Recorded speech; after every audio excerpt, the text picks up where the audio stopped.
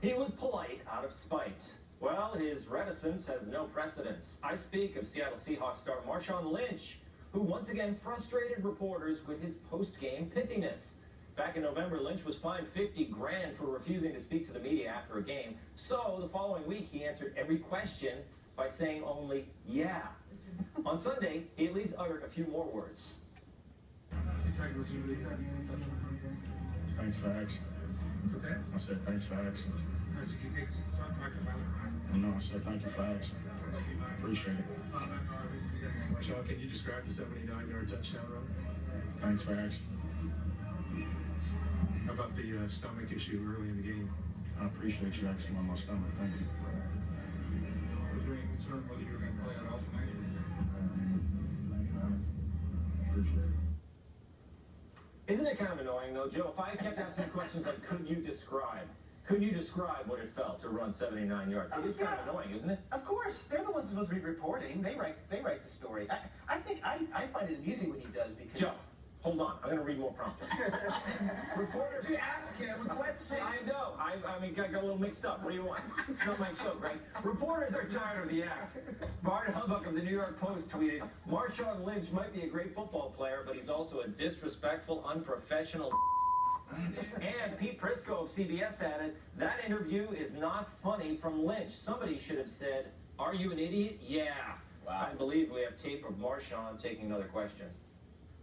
Jack, you've been to bees knees all year. What's the key to finish the season off and smelling like roses? Thanks for asking. And another question. Jam, talk about the long touchdown pass. It looked like you two were doing the jitterbug while the Dallas secondary was doing the Charleston. Thanks for asking. Another. Talk about your offense. They treat the boys from Big D like a couple of flapper girls who are a little loopy on the old gin and juice. Thanks for asking. Another. All these people want to know. Thanks for asking. Another. Mr. Turtle, how many licks does it take to get to the Tootsie Roll center of a Tootsie Pop? Thanks for asking. And that's enough. Greg, I was going to go to Joe, but for some reason I'm going to go to you. Thank you. I don't know a lot about sports. Why do they force these guys to do press conferences?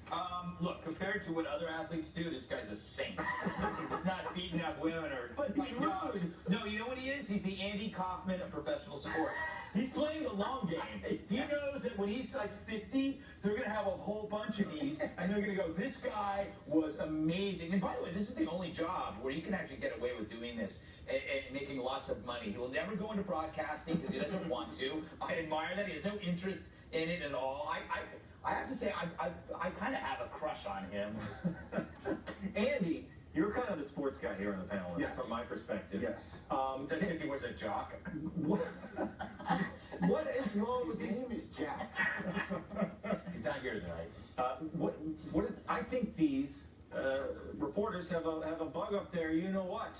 And I think they should go ahead and write stories. What are they asking? How it feels to run 79 yards down the field? No, it's idiotic. I love Marshawn Lynch. That run last night was amazing. I will say, though, I think that news conference bit is getting a little old. He needs to do something more creative. He should answer each question with a line from a poem or a song.